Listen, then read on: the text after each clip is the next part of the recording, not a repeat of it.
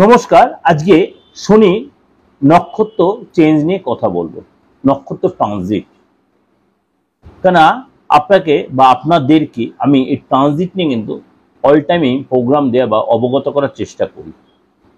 তো শনি আবার নক্ষত্র ট্রানজিট কবে করছে, কোন নক্ষত্রে ট্রানজিট করছে, এই মুহূর্তে শনি কোন নক্ষত্রে বসে আছে, কবেই বা করছে, এটাই কিন্তু খুব ভাইটাল। কোন কোন রাশির জন্য তার উপর পজিটিভ, কোন কোন রাশির নেগেটিভ প্রভাব পড়বে।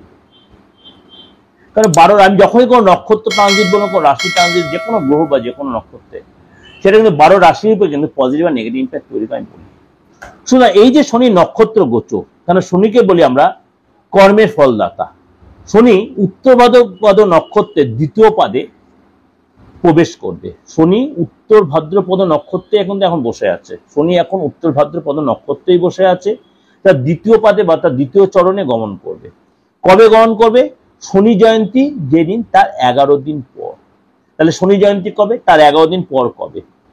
চলো, উত্তর ভাদ্রপদ নক্ষত্রের এই যে দ্বিতীয় পদে শনির যে গমন, তার জন্য কি কি তার এফেক্ট, বা কবে শনি জয়ন্তী, কবে অ্যাকচুয়ালি গমন করবে, তার আরো ডিটেল আমি তো আলোচনা করে নিই। কারণ শনি গ্রহকে আমরা বলি ন্যায়ের গ্রহ এবং সবচেয়ে ধীর গতির গ্রহ। শনি হচ্ছে বিচারক, শনি হচ্ছে কর্মফলদাতা, এবং শনি হচ্ছে আপনি সৎ কাজকে সতের রেজাল্ট, অসৎ কাজ হলে অসতের রেজাল্ট পাবে। অর্থাৎ এই যে শনি উত্তর ভাদ্রপদ নক্ষত্রে রয়েছে, এই শনি 28 এপ্রিল কিন্তু উত্তর ভাদ্রপদ নক্ষত্রে গমন করেছে। সেই নিয়ে কিন্তু আমি আপনাদের 12 রাশির উপর প্রভাব দিয়েছিলাম, প্রোগ্রাম দিয়েছিলাম। 26 মে শনি জয়ন্তী, 26 মে শনির জয়ন্তী। 11 দিন পর তার শনি উত্তর ভাদ্রপদ নক্ষত্রের দ্বিতীয় চরণে প্রবেশ করবে। শনি জয়ন্তী 11 দিন পর শনি তার উত্তর ভাদ্রপদ নক্ষত্রের দ্বিতীয় চরণে বা দ্বিতীয় পাদে প্রবেশ করে। সেটা কবে? তাহলে সেটা হচ্ছে 7ই জুন। 7ই জুন শনিবার শনি তার নক্ষত্রের অবস্থান পরিবর্তন করবে, অর্থাৎ দ্বিতীয় চরণে প্রবেশ করবে। শনি উত্তর ভাদ্রপদ নক্ষত্রের দ্বিতীয় পদে গোচর করবে, এমন পরিস্থিতিতে কিছু রাশির জন্য ইতিবাচক প্রভাব বিস্তার করবে। হচ্ছে তুলা রাশি। তুলা রাশির জীবনে এই উত্তর ভাদ্রপদ নক্ষত্রের দ্বিতীয় চরণে যে পরিবর্তন, শনির এই গোচর আপনার জন্য কিন্তু যথেষ্ট ভালো হবে, যথেষ্ট ডেভেলপ আনবে। এসে কিন্তু আপনার শনির এই গোচর আপনার কিন্তু যথেষ্ট পজিটিভ ভাইব্রেশন, যথেষ্ট ফলপ্রসূ প্রমাণিত হবে। আপনার কর্মক্ষেত্রে উন্নতির সুযোগ আসবে, আপনার কর্মক্ষেত্রে উন্নতির সুযোগ আসবে। আপনি আপনার ব্যবসা সম্প্রসারণের ক্ষেত্রে যথেষ্ট আপনি তার সুযোগটা কাজে লাগাতে পারবেন।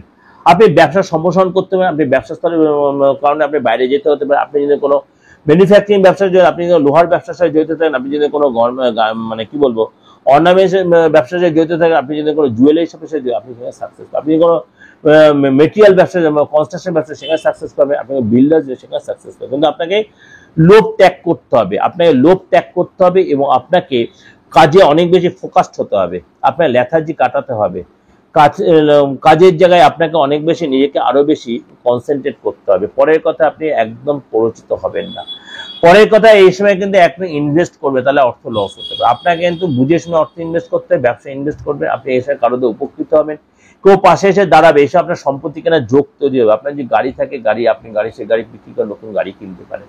অর্থাৎ ওভারঅল কিন্তু আপনার সময়টা অনেকটা বেটার হবে তুলা রাশি আগের চেয়ে সময়। আপনি যে অবিবাহিত হন, বিয়ে যোগাযোগ আসবে, আপনার সন্তানের সুসম্পদ হবে, কিন্তু মনে মনে মাঝে মাঝে একটা দ্বিধাগ্রস্ত ভাবে অস্থিরতাবোধ কাজ করে তুলা রাশি। সুতরাং আপনার সময়টা আগের চেয়ে বেটার, আর্থিক সিচুয়েশন ভালো, কোনো সময় আপনার একটা কনফিউশন এই জায়গাটা, আপনার সেগুলো বাদ দিয়ে আপনাকে নিজেকে অনেক বেশি ডেভেলপ করতে হবে।